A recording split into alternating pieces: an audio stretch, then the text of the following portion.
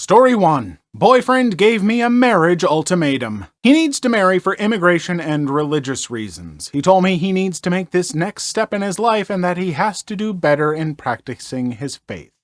He's broke and has a poor credit score. In his religion, the man is responsible for his wife, so I'm just wondering how I would be taken care of if this is his current situation. I don't feel comfortable getting married if we're going to be struggling financially right from the get-go. He said Monday is the deadline. I thought he meant to give him an answer and start planning, but he means Monday as in go to the courthouse and get married that day. He told me this past year we've been dating. He's gotten many opportunities from women that are interested in marrying him. He said he declined or ignored all of them because he wants to be with me. I don't know if this is true or if he's trying to make me jealous. I talked to my mom about it, and she said she feels he's brainwashing me and that I should not be pressured into this. She suggested not to make any big decisions right now. Is this manipulation? How do I move forward?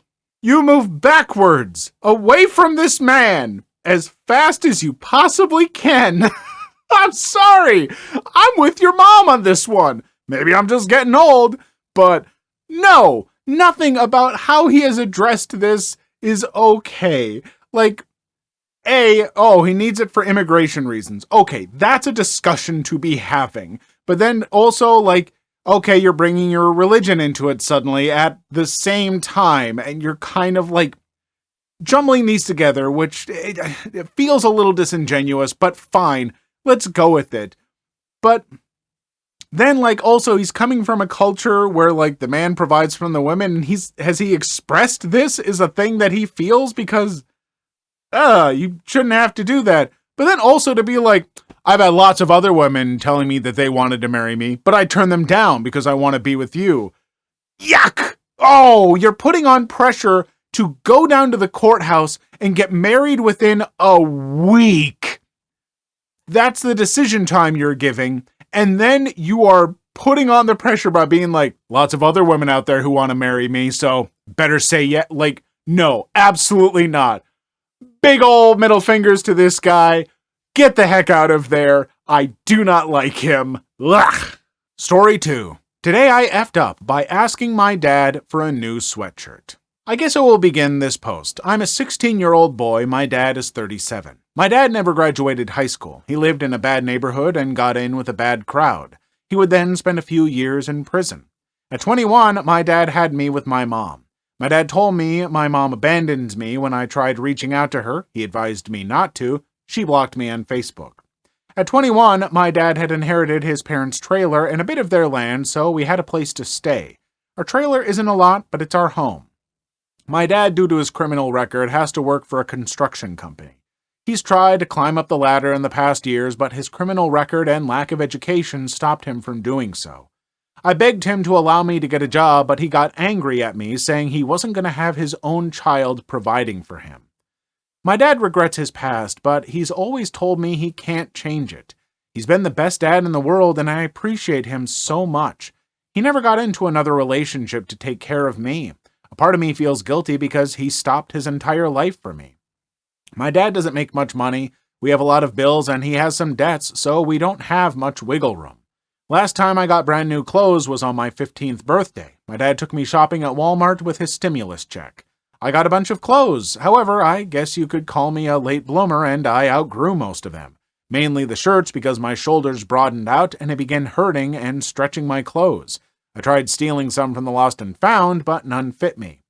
When my dad got home, he made dinner, and while we were eating and watching TV, I asked him if we could buy a new sweatshirt or two.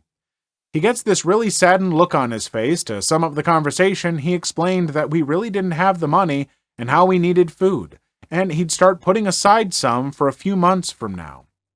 I got glum and disappointed and went to my room. I don't blame my father for any of our troubles. He's a great dad. I'm just frustrated at the situation. That's when I peeked my head out of my headroom.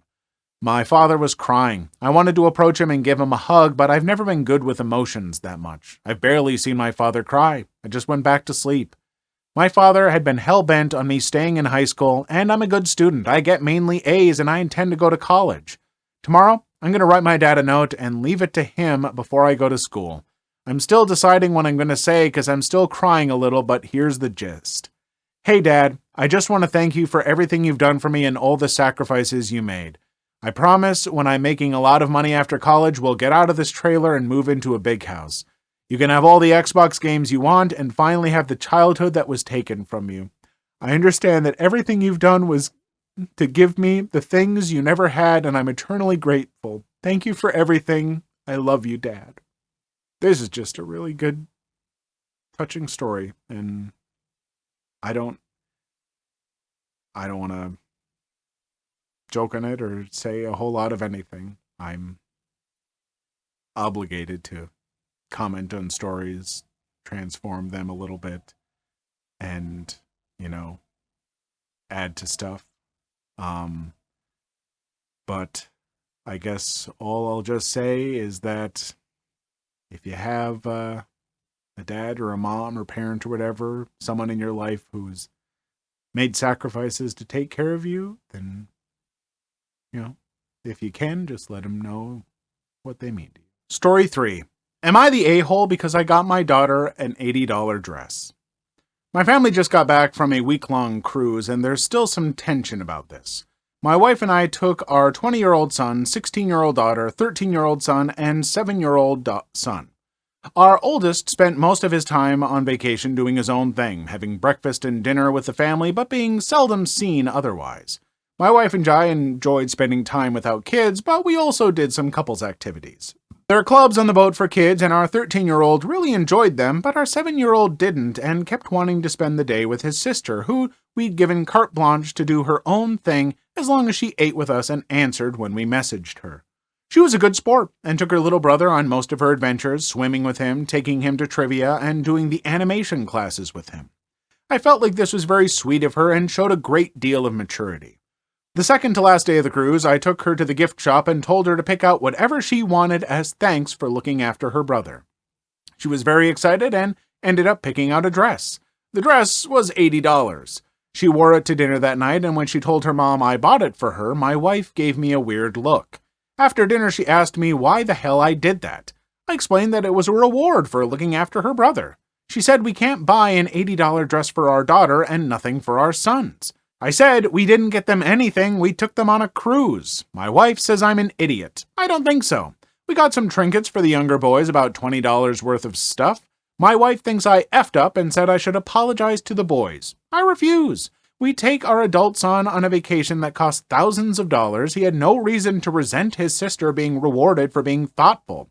We got our 7-year-old and 13-year-old a really expensive souvenir. It would probably be lost or broken. She thinks that I was an a-hole, though. You're not an a-hole. I'm gonna agree with the guy here that this is a fine thing to do. You don't always have to get everyone something when you get one person something. Sometimes just one person does a really nice, sweet thing, watching over her 7-year-old brother on the first vacation where she gets to kind of be an adult and do her own thing, and she still willingly and without complaint took her little brother along with her on all these things and played babysitter. So yeah, you got her a present for that. We're like, hey, thanks so much for being so sweet. Here's a little something.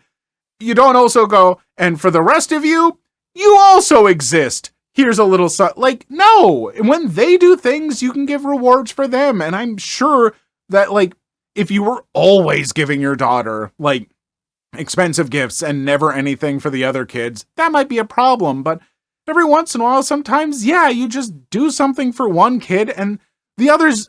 It's good for kids to learn that they don't always get something when someone else gets something.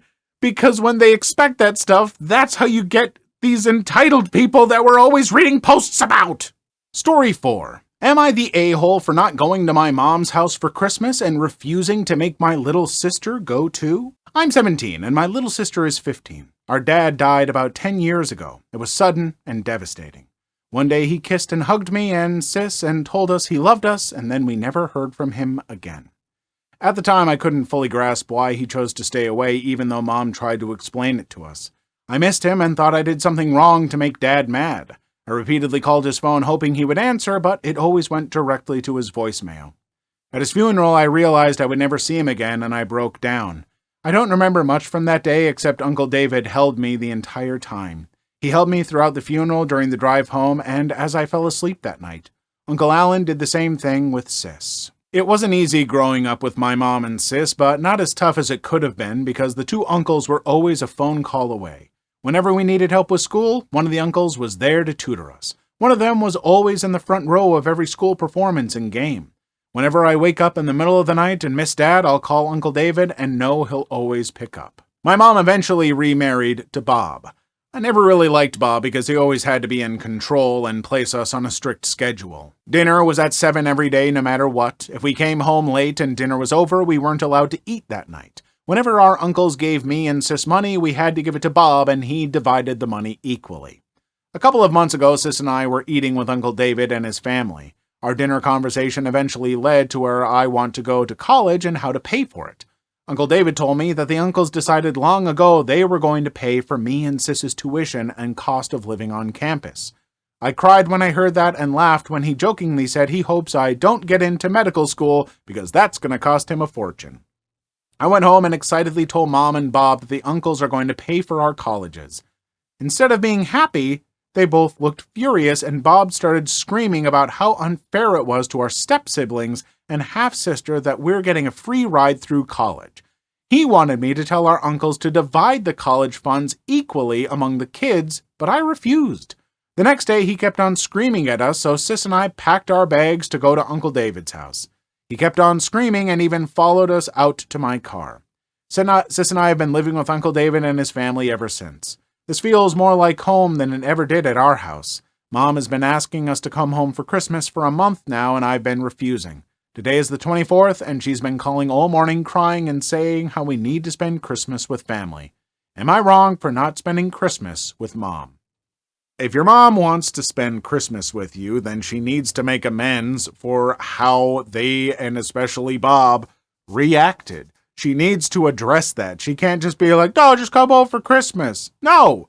You guys screwed up. You freaked out at them for their uncles who has basically been there as father figures for them throughout their lives for helping them out and not just giving money to everyone all the time. That's not how life works. And yeah, I'm sorry. If Bob isn't going to apologize and stuff, I wouldn't want to go home to Christmas with him either.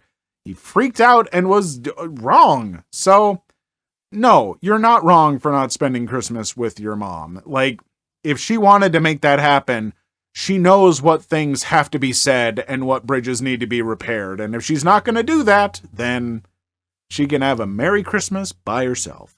Please leave your story in the comments. I would love to make a video on them in the future. Also, don't forget to like and subscribe.